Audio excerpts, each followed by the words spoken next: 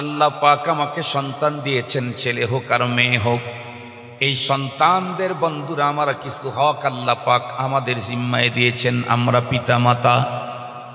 পিতামাতার জিম্মায় সন্তানের যেই পাওনাগুলি আল্লাহ পাক দিয়েছেন, তার ভিতরে প্রথম পাওনা হলো পিতা যখন বিয়ে করতে যাবে তখন অবশ্যই সন্তানের প্রথম হকের দিকে তাকাবে। সেটি হলো সন্তানের জন্য একজন সতী সাতুরী দিনদার মা নির্বাচন করা। চেহারার দিক থেকে যদি সৌন্দর্য কমও থাকে, চরিত্রের দিক থেকে যদি সুন্দর হয়, তাহলে চেহারার সুন্দরের চাইতে চরিত্র সুন্দরের দাম কম না বেশি? পক্ষান্তরে বন্ধুরা আমার, চেহারার দিক থেকে যদি মহাসুন্দরী হয় আর যদি তার চরিত্র আর আচার আচরণ যদি সুন্দর না হয়, এই জাতীয় সুন্দরী নারীর বহু হাজবেন্ডদেরকে এই বাংলাদেশে অত্যাচারে অতিষ্ঠ হয়ে নিজে আত্মহত্যা করতে দেখা, আত্মহত্যা করার হাজারো ইতিহাস বাংলাদেশের ভিতরে আছে না নাই? সুন্দরীর অভাব নাই, কিন্তু চরিত্র আর আচরণ এতটাই রাগ, শেষ পর্যন্ত স্বামী সহ্য করতে না পেরে নিজের পিস্তল নিজের মাথায় ঠেকায় আত্মহত্যা করার মতো দুর্ঘটনা বাংলাদেশ সহ তামাম ওয়ার্ল্ডেই আছে।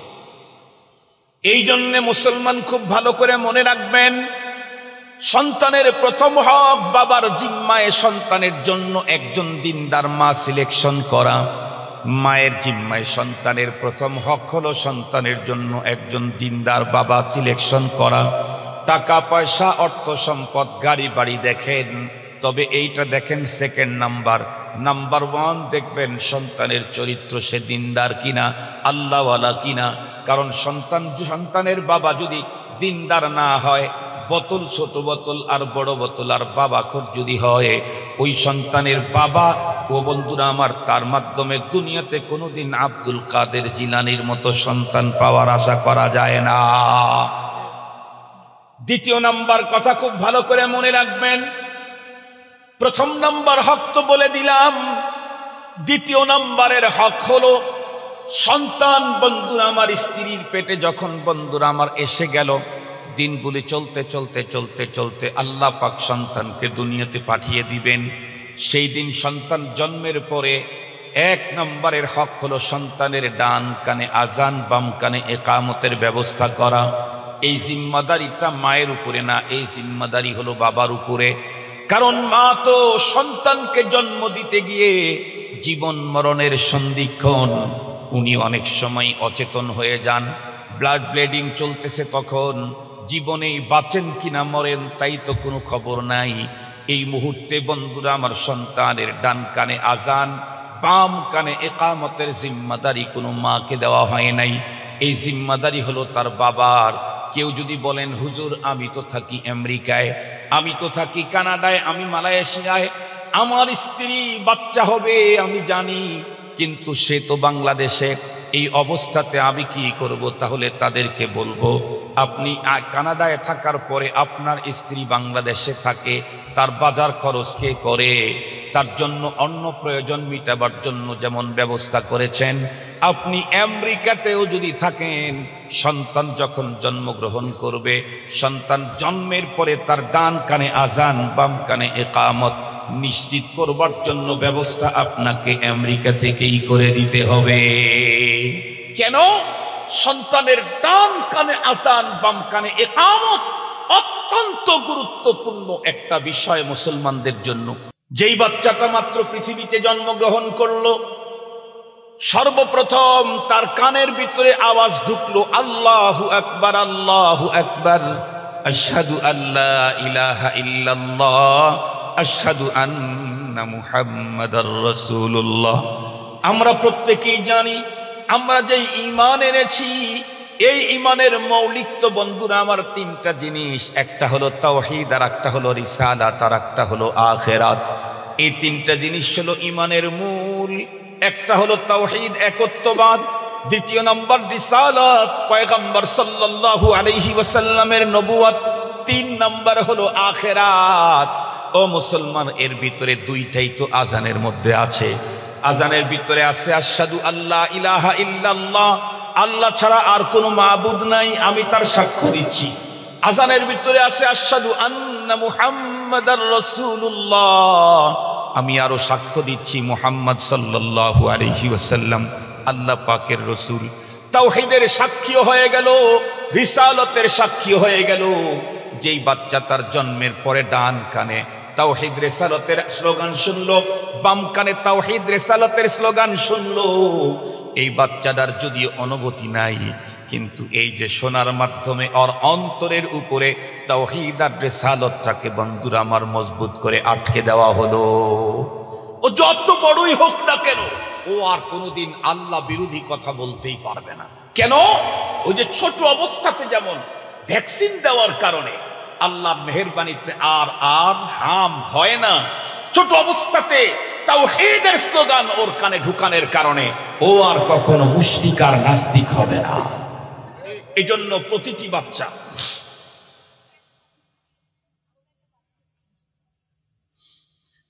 প্রতিটি বাচ্চা এদের জন্মের পরে ডান কানে আজান, বাম কানে ইকামত, এটা নিশ্চিত করতে হবে। এটা সন্তান তার পিতার কাছে পাও না। কথা বলেন, সন্তান তার পিতার কাছে পাও না।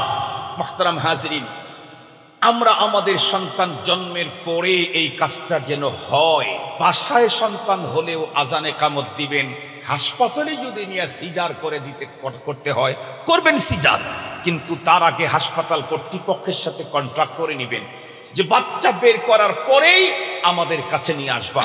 আপনারা একজন লোককে রেডি রাখবেন, বাচ্চা আনলে নার্স বাচ্চাটাকে ধরে রাখবে, অথবা আপনার আপরজন কেউ ধরে রাখলো, আপনি আল্লাহু আকবার আল্লাহু আকবার ছোট ছোট করে আজানের শব্দগুলা বাচ্চার ডান কানে শোনান, বাম কানে ছোট ছোট করে ইকামতের শব্দগুলি শুনিয়ে দেন। আলহামদুলিল্লাহ, বাচ্চার একটা ঈমানি টিকা হয়ে গেল। আলহামদুলিল্লাহ বলেন। এরপরে আর একটা টিকা আপনাকে নিশ্চিত করতে হবে, তাহলে আশা করা যায় আহতাসিবু আলাল্লাহ, এই সন্তান পৃথিবীর যে কোনো সভ্যতাতেই বেড়ে উঠুক না কেন, যে কোনো দুনিয়ার যে কোনো সংস্কৃতিতেই বেড়ে উঠুক না কেন, এই সন্তান জীবনে কোনোদিন নাস্তিক হবে না। আর একটা টিকা দিতে হবে, সেটি কি? বাচ্চা যখন একটু বড় হয়ে গেল, কথা বলতে শিখছে। এখন আমাদের দেশের মানুষ তো কথা বলতে শিখতে শুরু করলে তখন বলে আব্বা বলো আব্বা, আব্বা আব্বা, আম্মা বলো আম্মা আম্মা। এটা বলি না আমরা? এটা সিস্টেম হলো সন্তানকে সর্বপ্রথম আল্লাহ বলা। ওর জবান থেকে প্রথম শব্দ জানি কি বের হয়? আল্লাহ না আব্বা? আম্মা। কি কথা বলেন, কথা বলেন। কেন? যেই সন্তান আল্লাহকে চিনবে, ও আব্বাকেও চিনবে, আম্মাকেও চিনবে, ভাইকে চিনবে, বোনকে চিনবে, ফুফিকে চিনবে, মামাকে চিনবে। যেই সন্তান আল্লাহকেই চেনে না, ওর আব্বা আম্মাকেও চেনে না, বার্ধক্য যখন পৌঁছে যাবে তখন আব্বা আম্মাকে তাদের ঘর থেকে বের করে বৃদ্ধাশ্রমে পাঠায়া দিবে। যে সন্তান আল্লাহরে চিনে না, সেই সন্তান তার পিতামাতাকে বার্ধক্যতায় বৃদ্ধাশ্রমে ট্রান্সফার করতে কোনো ভয় করে না, করে না, করে না, করে না। সারা বাংলাদেশের সব বৃদ্ধাশ্রম ঘুরে আসেন, আমি এখানে বসে চ্যালেঞ্জ করলাম, সারা বাংলাদেশের বৃদ্ধাশ্রমে হয়তোবা হাজার হাজার বৃদ্ধ মা বাবা আছে, একটাও কোনো আলেমের মা বাবাকে খুঁজে পাবেন না। আলেম 3 বেলা খেতে দিতে পারে না, 2 বেলা খায়, তারপরেও বৃদ্ধাশ্রমে মা বাবাকে পাঠাবে না। কেন? আলেম যখন কোরআন পড়ছে, কোরআন তাকে প্রথমেই বলে দিয়েছে ওয়াকাদা রাব্বুকা আল্লা তা'বুদু ইল্লা ইয়্যাহু ওয়া বিল ওয়ালিদাইনি ইহসানা ইম্মা ইয়াবলুগান্না ইনদাকাল কিবার আহাদুহুমা আও কিলাহুমা ফালা তাকুল লাহুমা উফফিন ওয়ালা তানহারহুমা ওয়া কুল লাহুমা কাওলান কারীমা ওয়াখফিজ লাহুমা জানাহাদ দুল্লি মিনার রাহমা ওয়া কুর রাব্বিরহামহুমা কামা রাব্বায়ানি সগীরা। কোরআনের কাছে যখন গেছে, সন্তান যখন আল্লাহর কোরআন পড়েছে, আল্লাহর কোরআন তাকে বলে দিয়েছে বাবা আর মার সঙ্গে সুন্দর আচরণ করতে হবে। 2 জনের যে কোনো একজন অথবা 2 জনে যদি বার্ধক্যতায় চলে যায়, তখন তাদের জন্য তোমার রহমত আর ভালোবাসার ডানাকে বিছিয়ে দিতে হবে। আল্লাহ পাকের পয়গম্বর কি বলেছেন? আল্লাহ পাকের পয়গম্বর বলেছেন, ওই মানুষটার নাকে মাটি ভর্তি হয়ে যাক যেই মানুষটা তার পিতা মাতার দুইজনকে বার্ধক্য অবস্থায় পেল, অথবা যে কোনো একজনকে পেল কিন্তু তাদের খেদমত করে জান্নাত কামাই করতে পারল না। আল্লাহর রসুল বলেন, এর চাইতে বড় হতভাগা সন্তান আল্লাহর জমিনে হয় না। আল্লাহ পাক আমাকে, রসুল আমাকে জানিয়ে দিয়েছেন, বাবা মা যত বার্ধক্যতায় যাবে ততই তোমার জান্নাত কামাই করা সহজ হবে। সঙ্গত কারণেই, বার্ধক্য জড়িত কারণে পৃথিবীর কোনো মুমিন পরপার বিশ্বাস করে, কোরআন জানে, আল্লাহ চিনে, সে কখনো তার বাবাকে দূরে সরাবে না। কেন? এখনই তো আমার জান্নাত কামাই করার টাইম। আল্লাহু আকবার বলবেন কি একটু? এখনই তো আমার জান্নাত ইনকাম জিতে নেওয়ার টাইম। আমি আজকে আমার বাবাকে ভালোবাসা দেব, মাকে ভালোবাসা দেব, আমার রব রাজি হয়ে যাবে। আমি তো জীবন চলার পথে রবের কত হুকুমই না লঙ্ঘন করেছি। আজকে আমার রবের কাছে সব কিছু ক্ষমা নেওয়ার সবচাইতে সহজ পদ্ধতি হলো মা বাবাকে আমি আমার কন্ট্রোলে নিয়ে আসা, মা আর বাবাকে আমার জন্য দোয়া করতে উদ্বুদ্ধ করা। এমন আচরণ করব মা যেন আমার জন্য চোখের পানি ছেড়ে মালিকের কাছে ফরিয়াদ করে। মা যদি ডাক দেয়, মার ডাক আল্লাহর আরশ পর্যন্ত যাইতে কোনো বাধা, কোনো কাজ করতে পারে না, ডাইরেক্ট আল্লাহ পাকের আরশ পর্যন্ত চলে যায়। আজকের আলোচনা সন্তানের হক। আমরা আলহামদুলিল্লাহ দেশে বিদেশে যত জায়গা আল্লাহ তাআলা বয়ান করাইলেন, ম্যাক্সিমাম জায়গাতে আমরা দেখেছি পিতামাতার হকের উপরে আলোচনা করবার জন্য অনেক আবেদন আসে, দরখাস্ত আসে, নির্দেশনা আসে। ম্যাক্সিমাম মানুষের মুখে একটা কথা, হুজুর দিন যতই গড়তেছে সন্তান পিতামাতাকে ততই বেশি অবহেলা করতেছে। এটা তো বাস্তবতা। দিন যতই গড়তেছে সন্তানরা পিতামাতার কন্ট্রোলের বাইরে চলে যাচ্ছে, এটিও বাস্তবতা। দিন যত চলতেছে সন্তানরা ততই পিতামাতাকে অবজ্ঞা করতেছে। এই জাতীয় অবস্থা তো আমরা নিজেরা দেখছি। এ কারণেই পিতামাতার হক সংক্রান্ত আলোচনার জন্য অনেক আবেদন, নির্দেশনা এসে থাকে।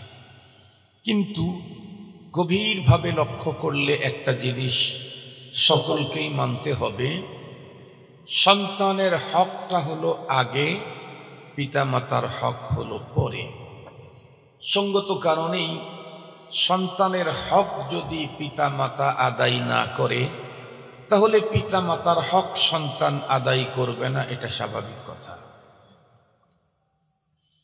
সন্তানের পাওনা যদি আমি তাকে না দেই, সন্তান আমার পাওনা পরিশোধ করবে না, এটা তো নর্মাল কথা। আমাদের আগে জানা দরকার আমরা সন্তানের হক আদায় করেছি কিনা।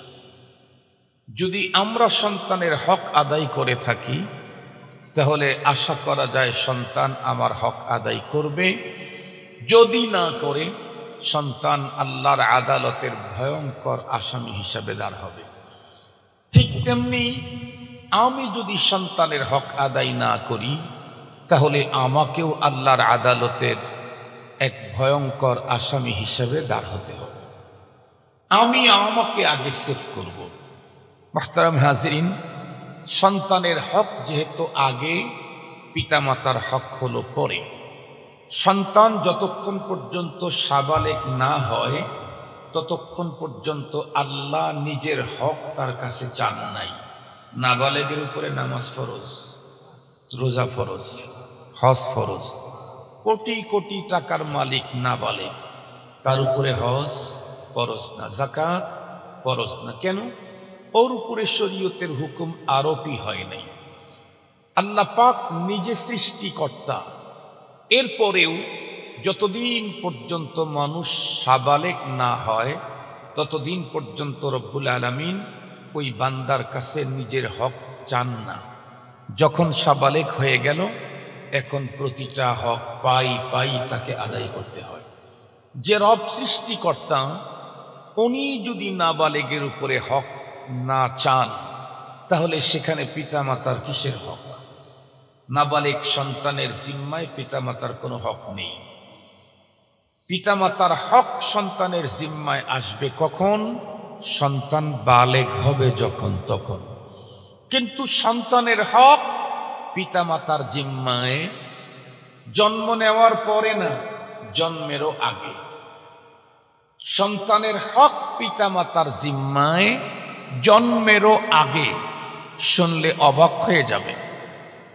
এখানে তো অনেক বাবাই এমন আছেন, বাবা থেকে উত্তীর্ণ হয়ে এখন দাদা নানা হয়ে গেছে। আজ পর্যন্ত জানেন না যেই সন্তানদেরকে লালন করে বিবাহ শাদী করায় এখন আমি নাতির দাদা হয়ে গেলাম, এই সন্তানের কি কি হক আল্লাহ আমার জিম্মায় দিয়েছিল এটা এখনো জানাই হয় নাই। অনেক মানুষ এটা না জেনেই কবরে চলে গেছে। যে লোক জানেই না সন্তান আমার কাছে কি পাওনা পায়, সে আবার কি সন্তানের হক আদায় করবে? আদায় করতে চাইলে আগে তো জানতে হবে, তো জানেই না। খুব ভালো করে বুঝবেন, এজন্য সন্তানের হকের উপরে আলোচনা অত্যন্ত জরুরি। মনে রাখবেন, সন্তান যদি পিতামাতার হক আদায় না করে, এ সন্তানকে যেমন আল্লাহর আদালতে আসামির কাঠগড়ায় দাঁড় হতে হবে, তদ্রূপ পিতামাতাও যদি সন্তানের হক আদায় না করে, সে পিতামাতাকেও পরপারে ছাড় দেয়া হবে না। কোরআন এবং হাদিসের স্পষ্ট বার্তা। এ কারণেই আমি আজকে সন্তানের হকের উপরে আলোচনা করব। সন্তানের হক অনেকগুলি, আমি সেখান থেকে 2-3টা হকের কথা বলতে পারবো আমার টাইমের মধ্যে। তার ভিতরে প্রথম হকের কথা শুনলে আপনাদের চোখ কপালের উপরে উঠে যাবে। সন্তানের সর্বপ্রথম হক সন্তান জন্মের পরে না, সন্তান জন্মের আগে। জন্মের আগে কখন? যেই দিন আমি আর আপনি সন্তানের মা নির্বাচন করতে যাব, সেই দিন সন্তানের প্রথম হক। মনে রাখবেন, আমি যাকে আজকে নববধূর সাজে সাজিয়ে আমার ঘরে স্ত্রীর মর্যাদা দিয়ে নিয়ে আসছি, এই মেয়েটি আগামী দিনে আমার সন্তানের মা। বুঝেন না আমার কথা? আমি যাকে আজকে নববধূর সাজে সাজিয়ে আমার ঘরে স্ত্রী হিসেবে নিয়ে আসছি, এই মেয়েটি আগামী দিনে আমার সন্তানের মা। সর্বপ্রথম হক সন্তানের বাবার জিম্মায় সন্তানের জন্য একটা দেখে শুনে ভেবে চিনতে সতী সাধুরী দিনদার নামাজি পর্দানিশীনা একজন মা নির্বাচন করতে হবে। এটা সন্তানের প্রথম হক। মনে রাখবেন, আমি যদি সন্তানের মা নির্বাচন করতে সন্তানের হকের দিকে তাকাই নাই, তাকিয়েছি আমি আমার চাহিদার দিকে। কেমন? আমার চাহিদা হলো স্কিন অতি ফর্সা হতে হবে, ফিটনেসটা বড় আকর্ষণীয় হতে হবে, টাকা থাকতে হবে, পয়সা থাকতে হবে, বড় লেভেলের বাসার হতে হবে, আর যৌতুক পেতে হবে মোটা অঙ্কের। এই দিকে যদি তাকিয়ে আমি সন্তানের মা সিলেকশন করে নিয়ে এসেছি, আমি আর কোনো দিকে দেখি নাই। প্রয়োজন তো ছিল মেয়েটি দিনদার কিনা, মেয়েটি নামাজি কিনা, মেয়েটি সতী কিনা, মেয়েটি সাধুরী কিনা, মেয়েটি পরহেজগার কিনা, মেয়েটি পর্দা মানে কিনা, মেয়েটি তার মা বাবার সাথে কেমন আচরণ করে, এগুলি দেখা দরকার ছিল। আমি তো সেগুলি দেখিনি। আমি তো দেখেছি তার বাহ্যিক রূপ আর সৌন্দর্য, আর দেখেছি আমি বড় প্যাকেট। এগুলি দেখে বিয়ে করে নিয়ে আসছি। তো আমি যাকে বিয়ে করে নিয়ে আসছি, তার স্বভাব হলো এই, সে কোনো এক সময় তার মাকে মার দিয়েছে। বাবা যখন তাকে ধমক দেয়, তখন উল্টা বাবার উপরে চোখ রাঙায়। যে মেয়েটিকে আমি বিবাহ করে নিয়ে আসলাম, সে নিজের বাড়িতে খাবার খেলে তার উদর ভরে না। সে রাস্তার ভিতরে সমস্ত বিভিন্ন যুবকদের সাথে দাঁড়িয়ে দাঁড়িয়ে দাঁড়িয়ে ফাস্টফুডের দোকানে গিয়ে খেতে মজা করে। যে তার বয়ফ্রেন্ডকে নিয়ে এদিক ওদিক ঘুরে বেড়ায়। যে বিভিন্ন দিবস পালন করতে তার বয়ফ্রেন্ড আর সার্কেলকে নিয়ে 2-3 দিন পর্যন্ত সময় কাটায়। যে তার বাবার উপরেই চোখ রাঙায়। যে ইসলাম ধর্মকে কখনো পাত্তাই দিতে চায় না। এই জাতীয় কোনো মহিলাকে, নারীকে যদি আমি বিয়ে করে নিয়ে আসি, তার পেট থেকে যেই সন্তান জন্মগ্রহণ করবে সে যদি ছেলে হয়, ও নারী হওয়ার পরেই ওর মা তার মাকে মেরেছে, বাবার উপরে চোখ রাঙিয়েছে, বাবার হুকুমকে, অর্ডারকে বৃদ্ধাঙ্গুলি প্রদর্শন করেছে, ওর পেট থেকে যেই সন্তান জন্মগ্রহণ করবে সে যে আপনাকে আঘাত করবে এটা আপনি নিশ্চিত জেনে রেখে। ওর মার যদি চরিত্র এমন হয়, তার পেট থেকে জন্মগ্রহণ করা সন্তান কি আব্দুল কাদের জিলানী জন্ম নিবে নাকি?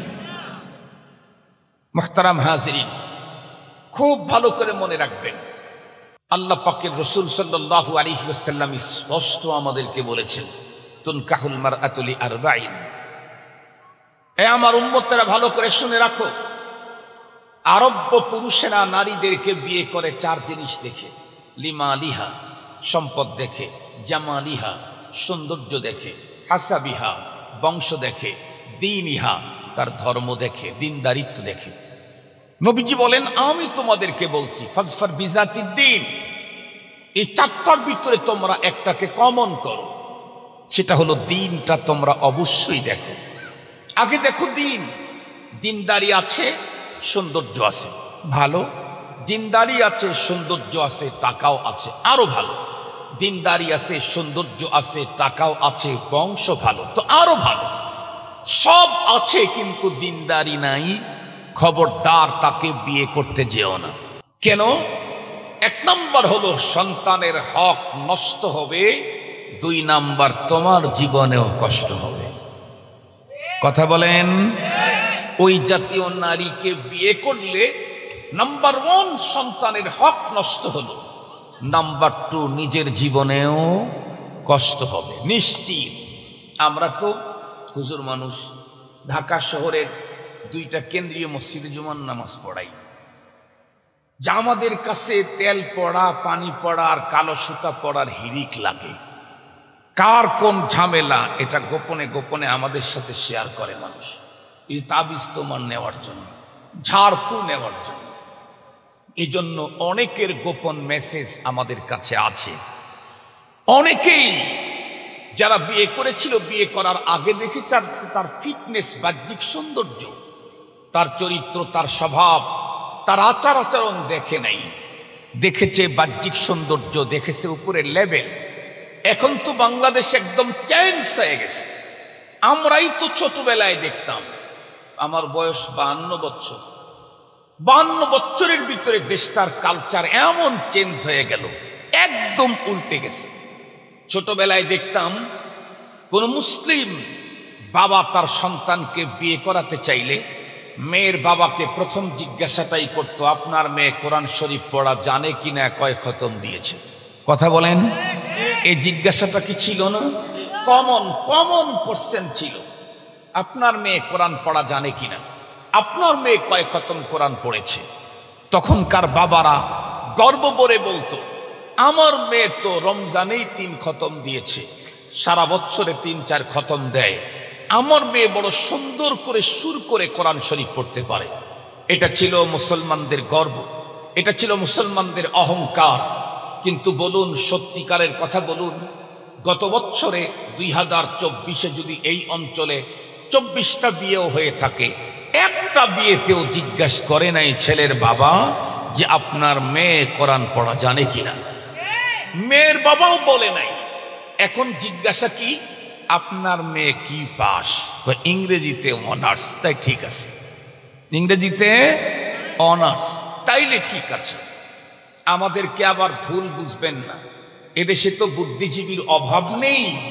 এত বুদ্ধি যাদের, বুদ্ধির চোটে মাথায় চুলই থাকতে পারে না, এদের কাজই হলো মোল্লার বক্তব্যের কোনো এক জায়গা ছিদ্র বের করে সেখান থেকেই ইসলামকে আক্রমণ করা। এ জাতীয় বুদ্ধিজীবী বাংলাদেশে অভাব নাই। মুহতারাম হাজরিন, আপনার মেয়ে ইংলিশ মিডিয়ামে ইংরেজিতে অনার্স করবে, কিন্তু কোরআন বাদ দিয়ে, হাদিস বাদ দিয়ে, কালিমা বাদ দিয়ে, ঈমান বাদ দিয়ে আপনি মুমিন, আপনার জন্য এটা রাইটস হতে পারে না। আপনার জন্য এটা রাইটস হতে পারে না।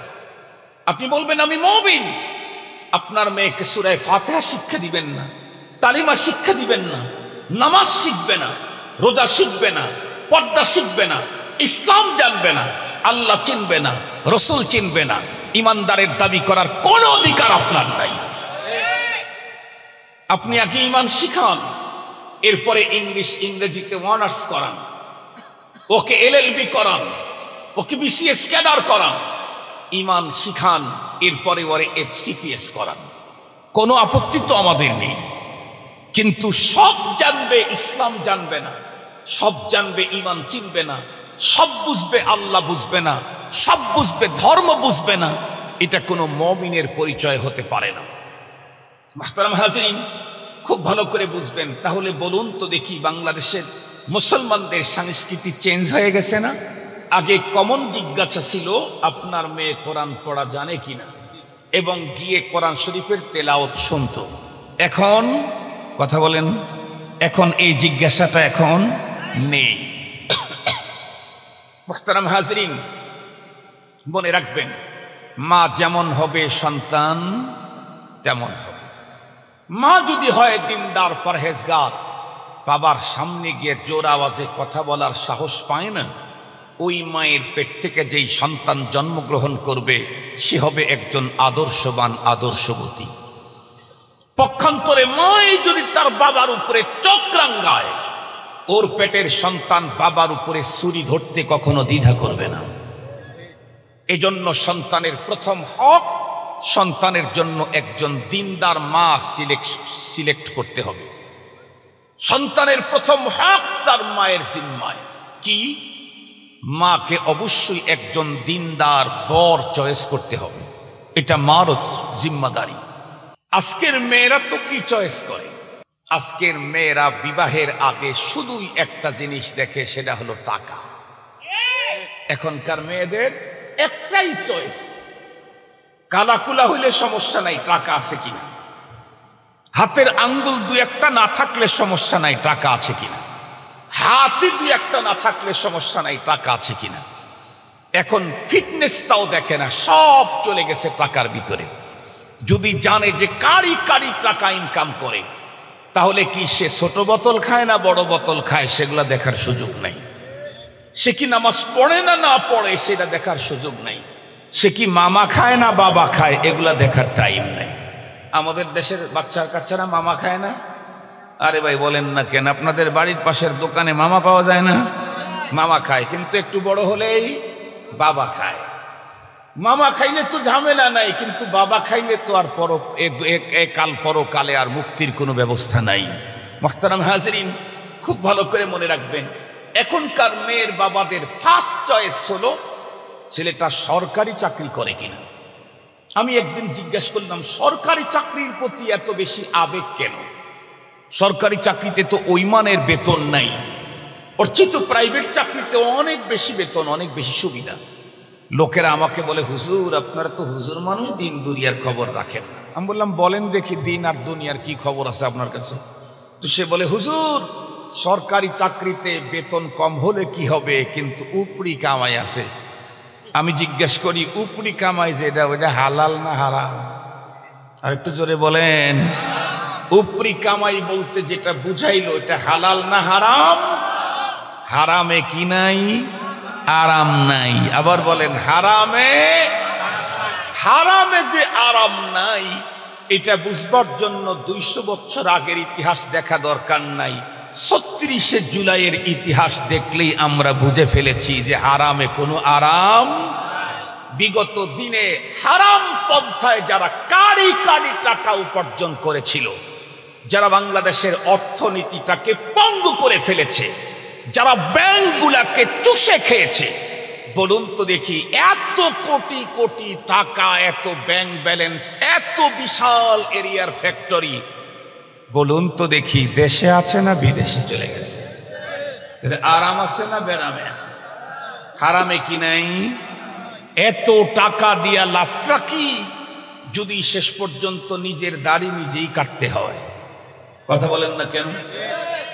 এত টাকা দিয়া এত কোম্পানির মালিক হয়ে লাভটা কি, যদি পালাইতে গিয়া নিজের দাড়ি সেভ করে চেহারা পরিবর্তন করে নিতে হয়? লাভটা কি যদি নিজের ছোট দাড়িটাকে বড় করে পালানোর জন্য পথ চলতে গিয়ে শোয়ার সময় বেডশিটও পাওয়া যায় না, কলা পাতা বিছায়া শুতে হয়, তাহলে ওই টাকার লাভটা কি? কথা বলেন না কেন? এ টাকার লাভটা কি? এ দম্বের লাভটা কি? এ অহংকারের লাভটা কি? মুহতারাম হাজিরিন, খুব ভালো করে কথাগুলি বুঝবেন। তো আজকে সকলের চয়েস হলো হারাম। মেয়ের বাবাও হারাম খোরকে চয়েস করে, হালাল খোরকে চয়েস করে না। সবার কথা বলতেছি না, অনেকেই সরকারি চাকরিজীবী খোঁজে। কেন? 20,000 টাকা বেতন, 50,000 টাকা বাসা ভাড়া করে থাকে, 8 টাকা আল্লাহর খাজানার থেকে প্রতি রাত্রে বালিশের নিচে জিবরাইল আমিন দিয়ে যায়। কথা বলেন না কেন? জিবরাইল আমিন দেয় কার টাকা? 8 টাকা কার টাকা? আপনারা শুনলে অবাক হবেন। এখনো বাংলাদেশের প্রশাসনের বড় একটা চাকরিতে আছে, বড় পোস্টে আছে আমার এক মুসল্লি। উনি একদিন আমাকে বলতেছিলেন, বিগত সময় এই অভ্যুত্থানের আগে উনিও ছিলেন পীড়িত। উনি আমাকে বললেন, হুজুর সত্য কথাটা যদি বলি তাহলে তো ঝামেলা। কি? বলল যে বর্তমান পুলিশ অফিসার বড় বড় যারা আছে এদের প্রত্যেকের গাড়ি বাড়ি আর ব্যাংক ব্যালেন্সের সব টাকা হলো জামাত বিএনপি লোকের বাড়ি বিক্রি করা টাকা। এই যে মানুষের কষ্টের টাকা ধরে নিয়ে গেছে, পেটন লাগাইছে, টাকা দিবি নাইলে জীবন শেষ। ভিক্ষুকের মতো নিজের জমি নিজের জায়গা মানুষের কাছে লাগাইতে গিয়ে ভিক্ষুকের মতো চাইতে হয়েছে। কষ্টের অর্জিত টাকাগুলি তাদের পকেটে ভরেছে। এখন কি তারা সম্মানে আছে না অসম্মানে আছে? আরামে আছে না বেরামে আছে? এই টাকা দিয়ে লাভ টাকা। যদি সম্মানে আমার শেষ হয় তাহলে ওই টাকা আমার কিসের দরকার? যদি আমি আরামই করতে না পারি তাহলে সেই টাকা আমার কিসের দরকার? শুধু দুনিয়ার এই ব্যারাম আর অসম্মানই কি শেষ? না, একটু স্যাম্পল। وَلَنُذِيقَنَّهُم مِّنَ الْعَذَابِ الْأَدْنَىٰ دُونَ الْعَذَابِ الْأَكْبَرِ لَعَلَّهُمْ يَرْجِعُونَ। আল্লাহ পাক বলেন, এই যে শাস্তি হারামের, এগুলো হলো স্যাম্পল। স্যাম্পল বুঝেন? স্যাম্পল বুঝেন নাই, আমি বললে ভালো বুঝবেন। আপনাদের এই অঞ্চলের মানুষের ধান বেশি হয়, তাই না? 2-1,000 মন ধান বা 500 মন 1500 মন ধান একজন পাইল, 3 গাড়ি ধান নিয়ে গেছে বাজারে বিক্রি করবার লেগে। 3 গাড়ি ধানের গাড়ির উপরেই রেখে দিয়েছে। স্যাম্পল সেখান থেকে কতগুলা নেয়? 100 মন, 1 মন কত বল, কতটুকু? 200 কি বলে, 200 গ্রাম, 300 গ্রাম, 300 গ্রাম ধান স্যাম্পল নিয়ে মহাজনদেরকে দেখায়। আসলে ও বিক্রি করবে 300 মন, 500 মন আছে কতটুকুন? 500 গ্রামের কম। এই 500 মনের তুলনায় 300 গ্রাম যেমন, এই পৃথিবীর যত ব্যারাম আর যত অপমান পরপারের শাস্তির তুলনায় তেমন। কিন্তু স্যাম্পল, পরপারে আছে ভয়ঙ্কর আযাব। মুসলমান ভাইরারে আমার, সেদিকে যেতে চাই না। শুধুই একটা সাবজেক্টের উপরে অল্প কিছু দিক নির্দেশনা আপনাদেরকে দিয়ে আপনাদের অন্তরের ভিতরে বিষয়টা জানবার জন্য আবেগ তৈরি করে দিতে চাই। সেটি হলো, আল্লাহ পাক আমাকে সন্তান দিয়েছেন, ছেলে হোক আর মেয়ে হোক। এই সন্তানদের বন্ধুরা আমার কিছু হক আল্লাহ পাক আমাদের জিম্মায় দিয়েছেন। আমরা পিতামাতা, পিতামাতার জিম্মায় সন্তানের যেই পাওনাগুলি আল্লাহ পাক দিয়েছেন তার ভিতরে প্রথম পাওনা হলো, পিতা যখন বিয়ে করতে যাবে তখন অবশ্যই সন্তানের প্রথম হকের দিকে তাকাবে। সেটি হলো সন্তানের জন্য একজন সতী সাতুরী দিনদার মা নির্বাচন করা। চেহারার দিক থেকে যদি সৌন্দর্য কমও থাকে, চরিত্রের দিক থেকে যদি সুন্দর হয়, তাহলে চেহারার সুন্দরের চাইতে চরিত্র সুন্দরের দাম কম না বেশি? পক্ষান্তরে বন্ধুরা আমার, চেহারার দিক থেকে যদি মহাসুন্দরী হয় আর যদি তার চরিত্র আর আচার আচরণ যদি সুন্দর না হয়, এই জাতীয় সুন্দরী নারীর বহু হাজবেন্ডদেরকে এই বাংলাদেশে অত্যাচারে অতিষ্ঠ হয়ে নিজে আত্মহত্যা করতে দেখা, আত্মহত্যা করার হাজারো ইতিহাস বাংলাদেশের ভিতরে আছে না নাই? সুন্দরীর অভাব নাই, কিন্তু চরিত্র আর আচরণ এতটাই রাগ, শেষ পর্যন্ত স্বামী সহ্য করতে না পেরে নিজের পিস্তল নিজের মাথায় ঠেকায় আত্মহত্যা করার মতো দুর্ঘটনা বাংলাদেশ সহ তামাম ওয়ার্ল্ডেই আছে। এই জন্য মুসলমান খুব ভালো করে মনে রাখবেন, সন্তানের প্রথম হক বাবার জিম্মায় সন্তানের জন্য একজন দিনদার মা সিলেকশন করা। মায়ের জিম্মায় সন্তানের প্রথম হক হলো সন্তানের জন্য একজন দিনদার বাবা সিলেকশন করা। টাকা পয়সা অর্থ সম্পদ গাড়ি বাড়ি দেখেন, তবে এইটা দেখেন সেকেন্ড নাম্বার। নাম্বার ওয়ান দেখবেন সন্তানের চরিত্র, সে দিনদার কিনা, আল্লাহওয়ালা কিনা। কারণ সন্তানের বাবা যদি দিনদার না হয়, বোতল ছোট বোতল আর বড় বোতল আর বাবাখোর যদি হয়, ওই সন্তানের বাবা ও বন্ধুরা আমার, তার মাধ্যমে দুনিয়াতে কোনোদিন আব্দুল কাদের জিলানীর মতো সন্তান পাওয়ার আশা করা যায় না। দ্বিতীয় নাম্বার কথা খুব ভালো করে মনে রাখবেন, প্রথম নাম্বার হক তো বলে দিলাম, দ্বিতীয় নাম্বারের হক হলো সন্তান। বন্ধুরা আমার, স্ত্রীর পেটে যখন বন্ধুরা আমার এসে গেল, দিনগুলি চলতে চলতে চলতে চলতে আল্লাহ পাক সন্তানকে দুনিয়াতে পাঠিয়ে দিবেন। সেই দিন সন্তান জন্মের পরে এক নম্বরের হক হলো সন্তানের ডান কানে আজান, বাম কানে একামতের ব্যবস্থা করা। এই জিম্মাদারিটা মায়ের উপরে না, এই জিম্মাদারি হলো বাবার উপরে। কারণ মা তো সন্তানকে জন্ম দিতে গিয়ে জীবন মরণের সন্ধিক্ষণ, উনি অনেক সময় অচেতন হয়ে যান, ব্লাড ব্লিডিং চলতেছে, তখন জীবনেই বাঁচেন কিনা মরেন তাই তো কোনো খবর নাই। এই মুহূর্তে বন্ধুরা আমার, সন্তানের ডান কানে আজান, বাম কানে একামতের জিম্মাদারি কোনো মাকে দেওয়া হয় নাই। এই জিম্মাদারি হলো তার বাবার।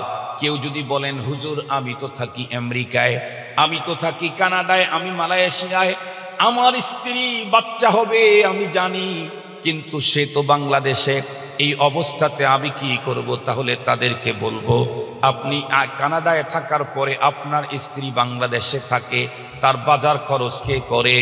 তার জন্য অন্য প্রয়োজন মিটাবার জন্য যেমন ব্যবস্থা করেছেন, আপনি আমেরিকাতেও যদি থাকেন, সন্তান যখন জন্মগ্রহণ করবে, সন্তান জন্মের পরে তার ডান কানে আজান, বাম কানে একামত নিশ্চিত করবার জন্য ব্যবস্থা আপনাকে আমেরিকা থেকেই করে দিতে হবে। কেন?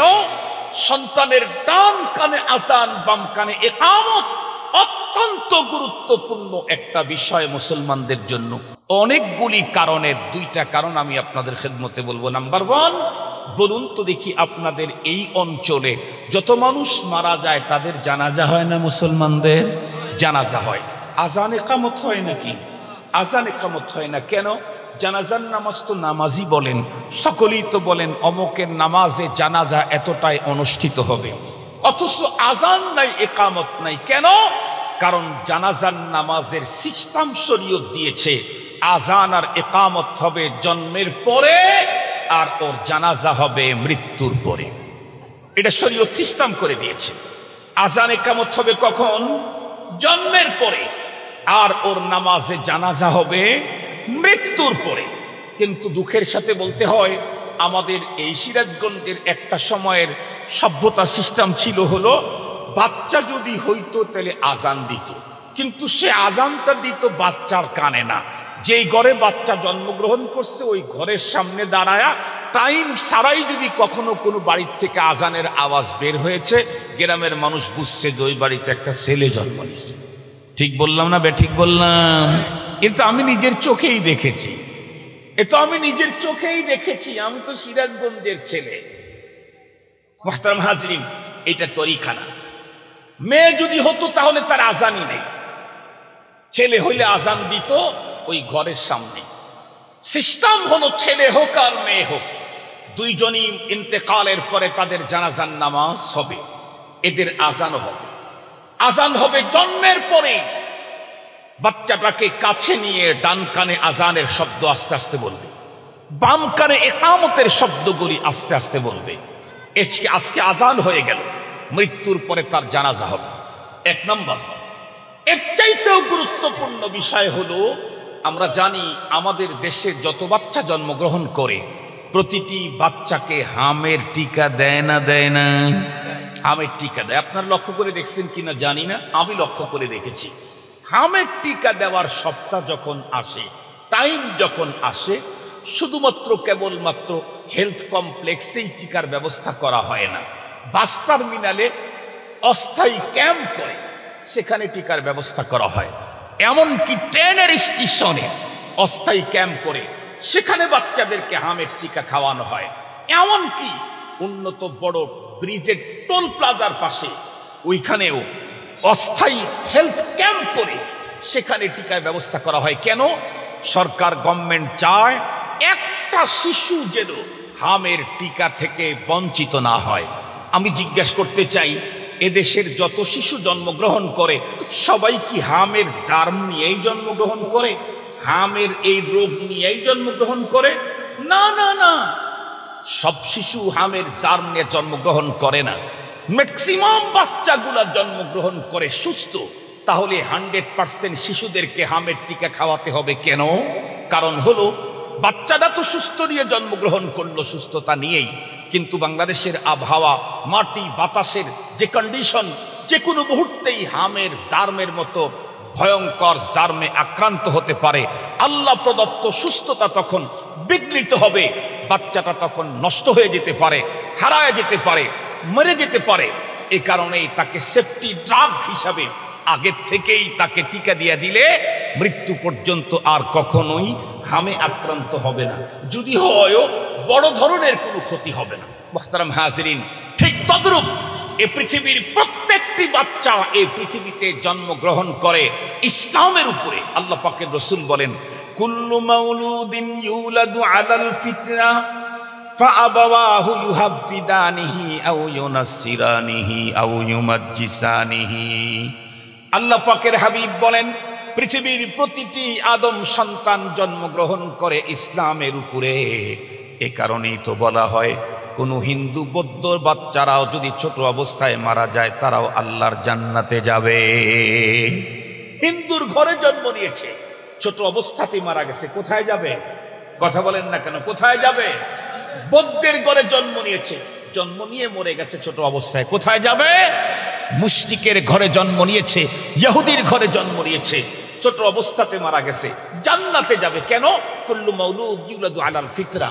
পৃথিবীর প্রতিটি আদম সন্তানকে আল্লাহ তাআলা ইসলামের উপরে তাদেরকে পৃথিবীতে পাঠায়া দেন।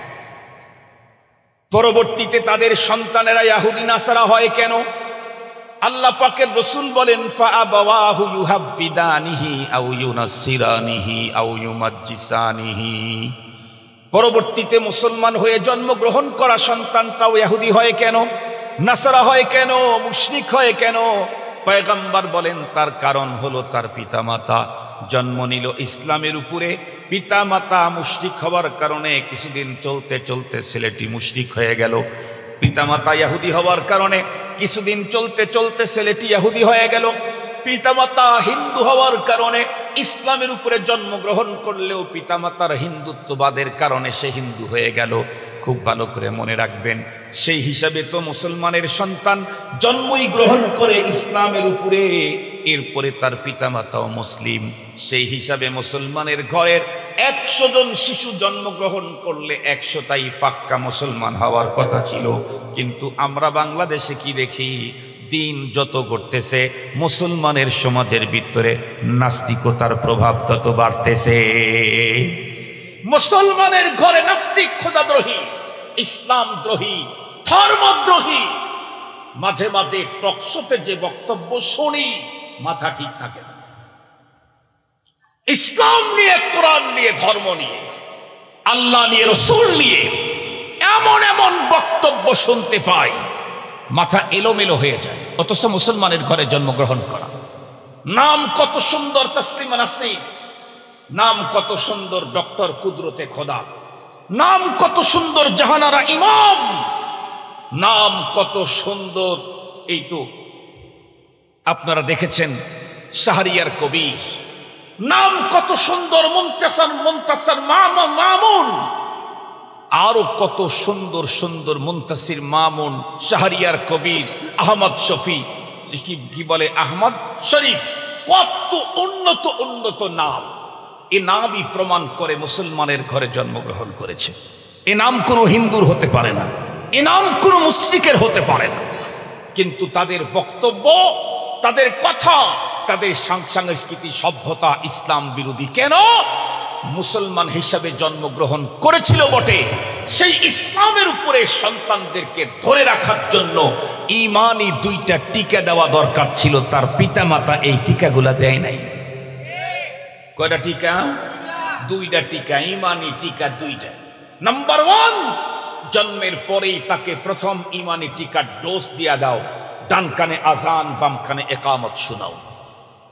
যেই বাচ্চাটা মাত্র পৃথিবীতে জন্মগ্রহণ করলো, সর্বপ্রথম তার কানের ভিতরে আওয়াজ ঢুকলো, আল্লাহু আকবার, আল্লাহু আকবার, আশহাদু আল্লা ইলাহা ইল্লাল্লাহ, আশহাদু আন্না মুহাম্মাদার রাসূলুল্লাহ।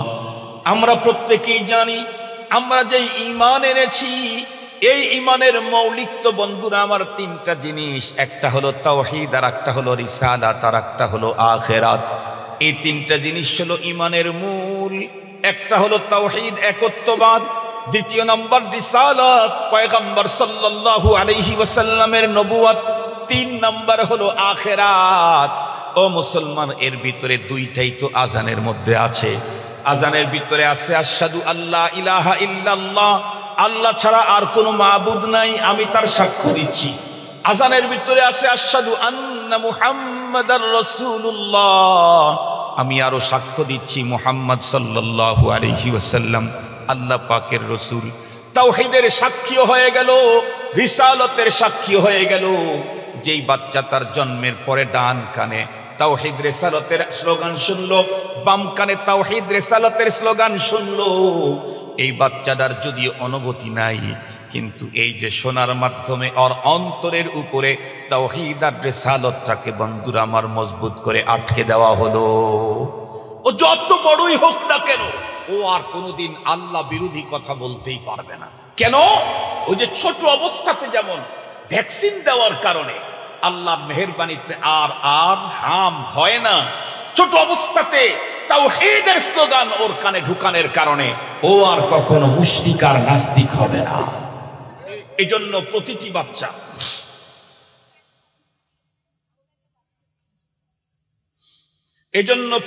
বাচ্চা এদের জন্মের পরে ডান কানে আজান, বাম কানে ইকামত, এটা নিশ্চিত করতে হবে এটা সন্তান তার পিতার কাছে পাও না। কথা বলেন, সন্তান তার পিতার কাছে পাও না। মুহতারাম হাজিরিন, আমরা আমাদের সন্তান জন্মের পরে এই কাজটা যেন হয়। বাসায় সন্তান হলেও আজান ইকামত দিবেন। হাসপাতালে যদি নিয়ে সিজার করে করতে হয় করবেন সিজার, কিন্তু তার আগে হাসপাতাল কর্তৃপক্ষের সাথে কন্ট্রাক্ট করে নেবেন যে বাচ্চা বের করার পরেই আমাদের কাছে নিয়ে আসবা। আপনারা একজন লোককে রেডি রাখবেন।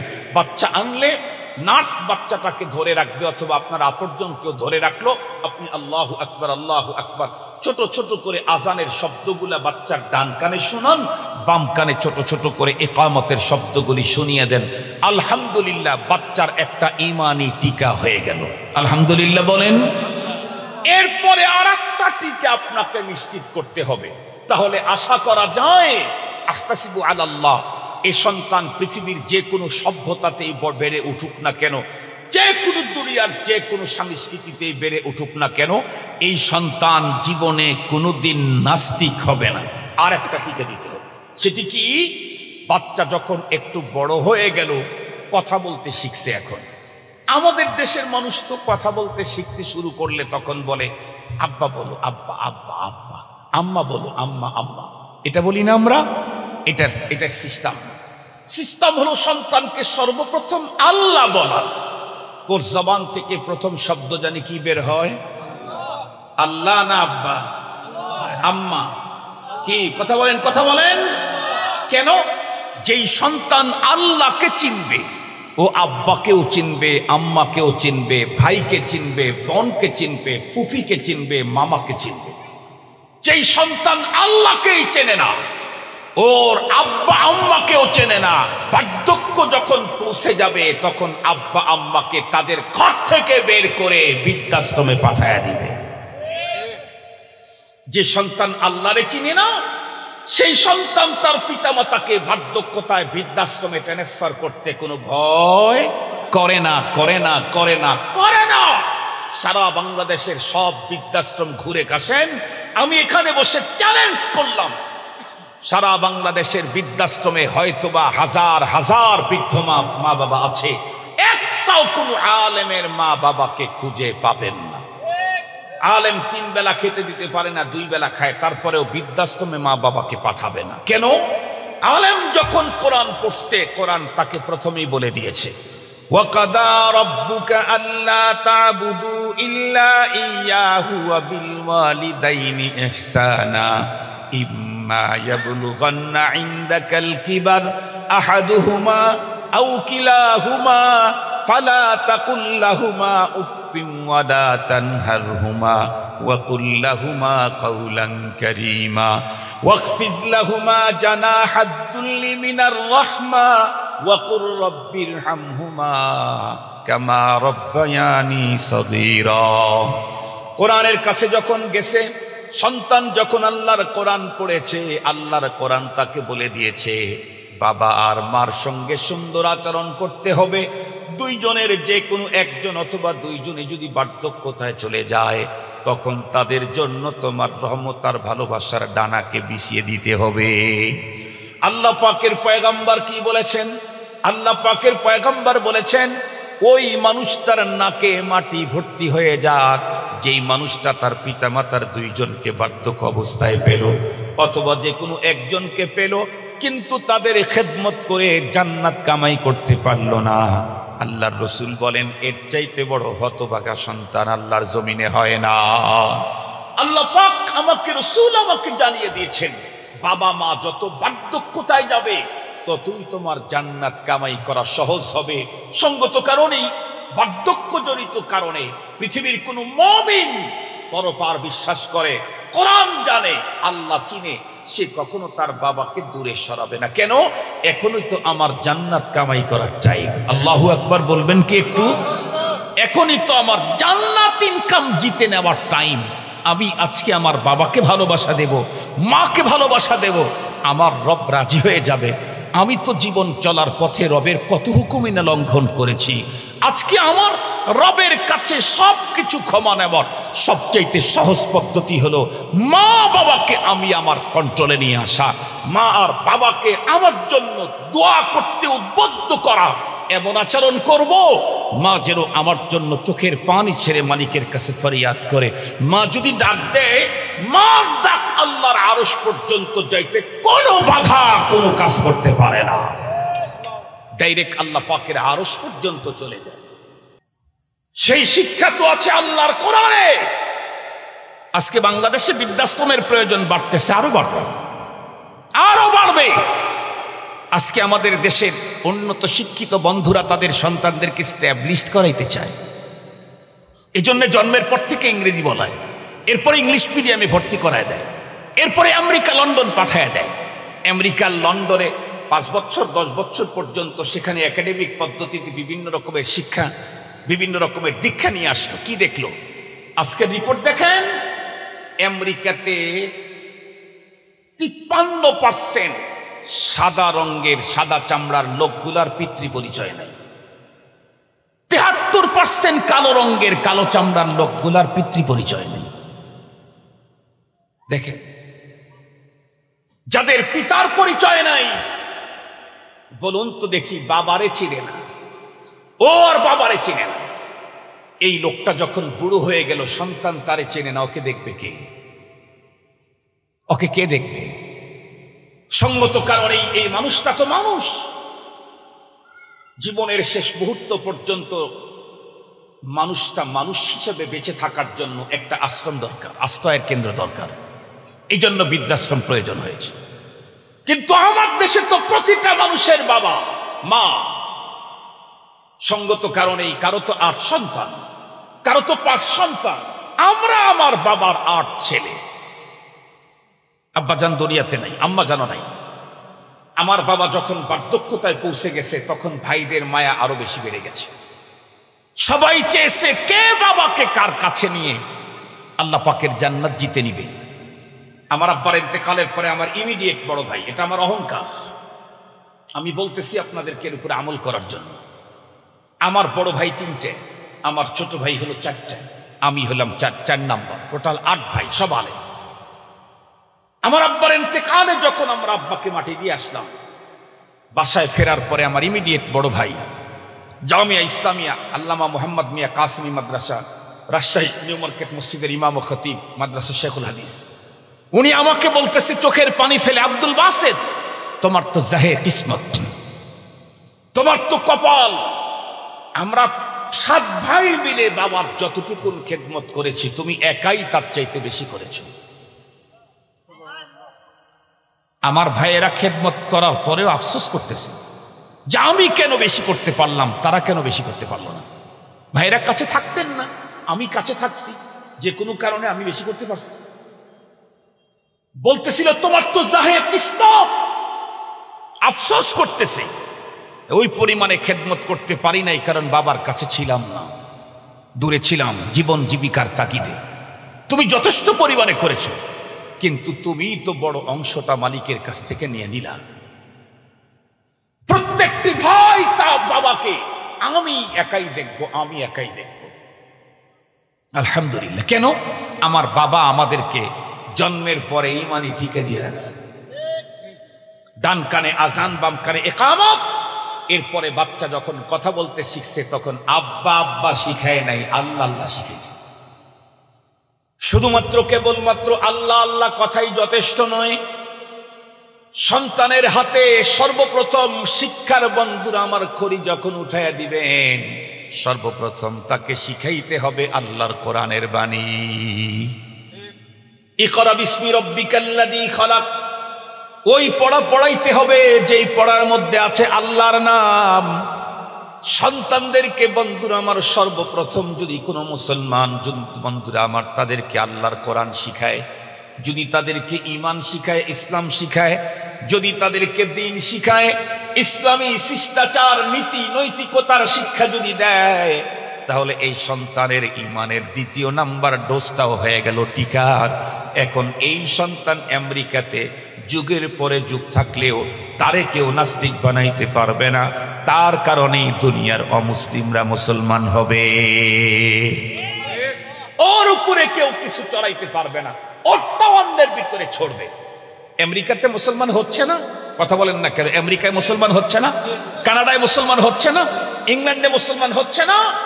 মুহতারাম হাজিরিন, আমার দেশের লক্ষ মানুষ দেশের বাইরে গিয়ে অমুসলিমদেরকে মুসলিম বানাচ্ছে, অথচ আমার দেশে মুসলমানের ঘরে জন্ম নিয়েও নাস্তিকতার বক্তব্য দিয়ে বেড়াচ্ছে। কেন? এই পার্থক্যটা কেন? তার কারণ হলো যেই লোকটা এদেশ থেকে আমেরিকাতে গিয়েও কোরআনের আলো ছড়ায়, ধর্মের জ্যোতি ছড়ায়, যে সভ্যতার মানবতার সুন্দর সভ্য সংস্কৃতিকে ছড়ায়, ওই লোকটার বাবা জন্মের পরে তার ঈমানি টিকা কমপ্লিট করেছে।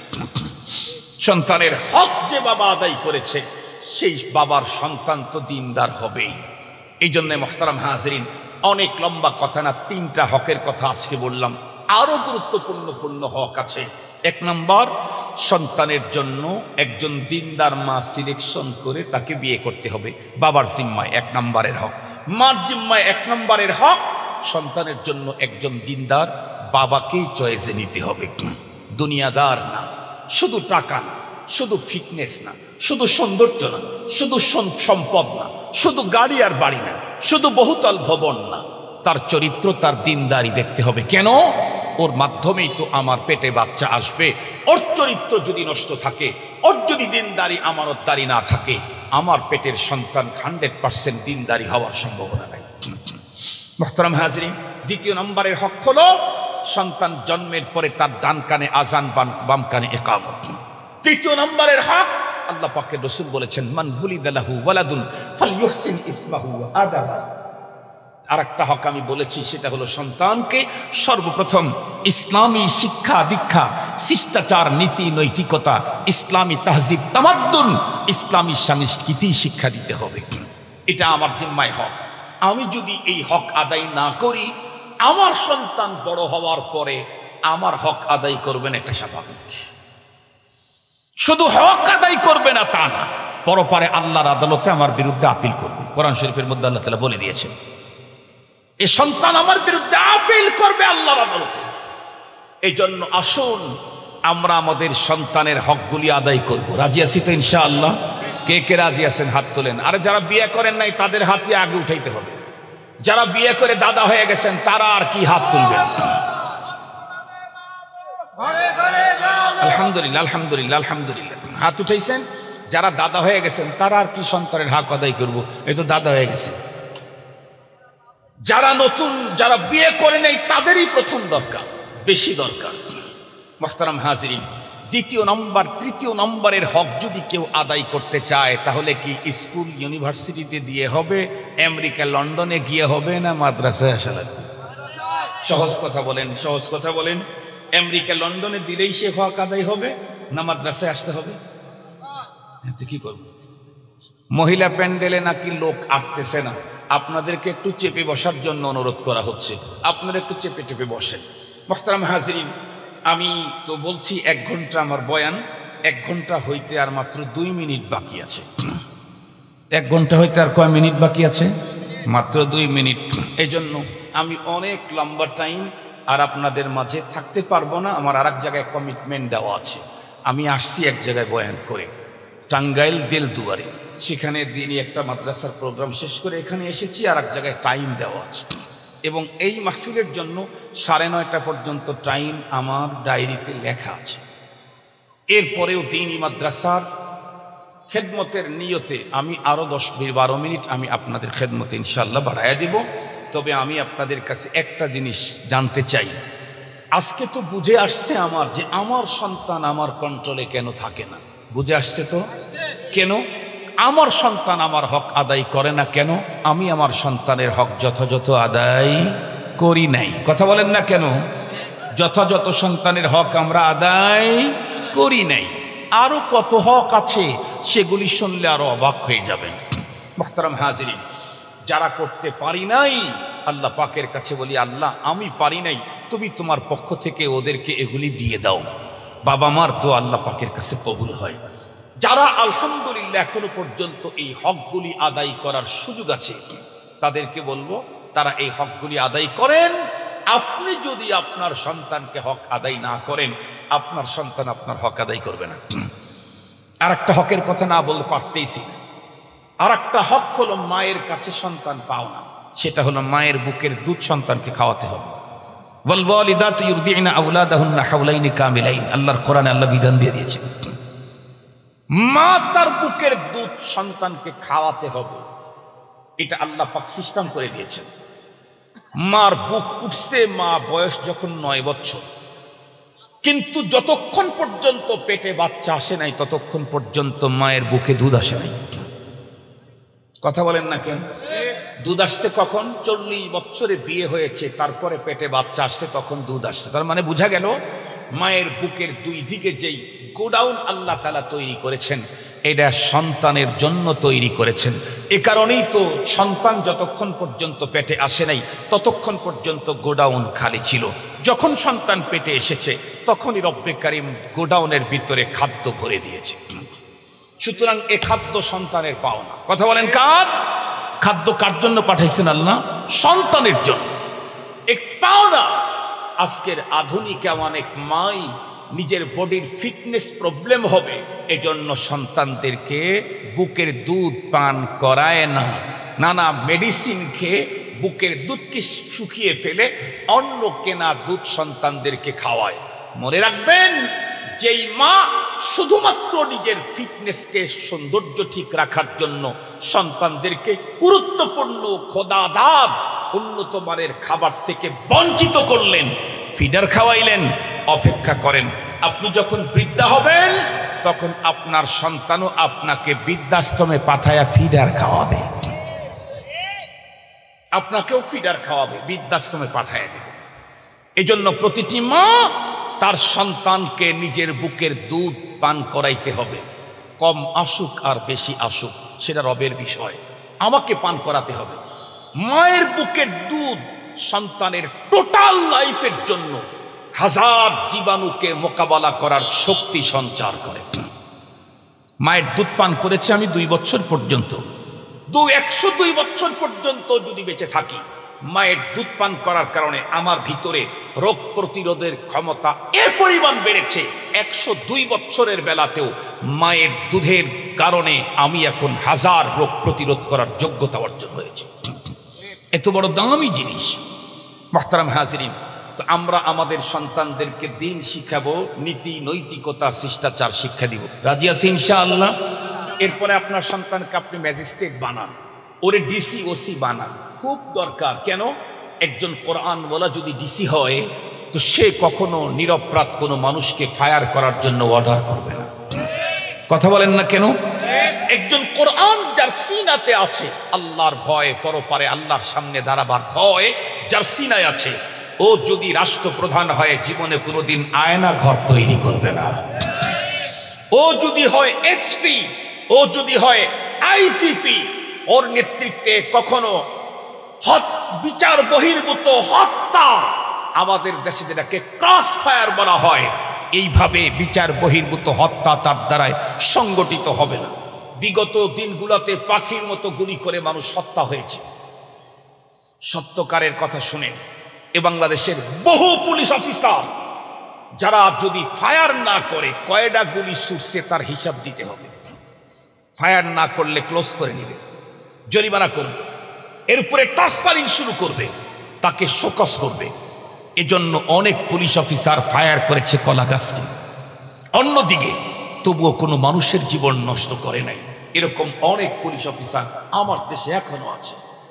মুহতারাম হাজিরিন, সঙ্গত কারণেই যেখান থেকে অর্ডার আছে তার ভিতরেই যদি আল্লাহর ভয়টা থাকে, যিনি অর্ডার পাওয়ার পরেও কলা গাছে ফায়ার করেছেন, কোনো মানুষের জীবন বোধ করে নাই, এই লোকটা যদি সর্বোচ্চ চেয়ারে থাকতো তাহলে কোনো মানুষ হত্যার ওয়ার্ডারই ওখান থেকে সাপ্লাই হতো না। কথা বলেন? এই জাতীয় লোক আমাদের দেশে দরকার আছে না নাই? আপনার সন্তানকে আপনি ইংলিশ মিডিয়ামে পড়ান, ওকে সর্বোচ্চ ডিগ্রি অর্জন করান, আপনাকে ওয়েলকাম, আপনার জন্য দোয়া, আপনাকে ধন্যবাদ। তবে তার আগে সন্তানের ইমানি 2টা টিকা নিশ্চিত করেন। তার আগে শয়তানের ইমানি 2টা টিকা নিশ্চিত করেন। 1 নাম্বার জন্মের পরে আজানে কামত, 2 নাম্বার হলো যখন পড়াপড়ি শুরু করবে সর্বপ্রথম আল্লাহর নামের পড়া দিয়ে পড়বে। প্রথমে কালিমা শিখবে, দ্বীন শিখবে, ইসলাম শিখবে, জরুরি মাসাইল, ইসলামী জীবন যাপন করার মতো যতটুকুন দরকার।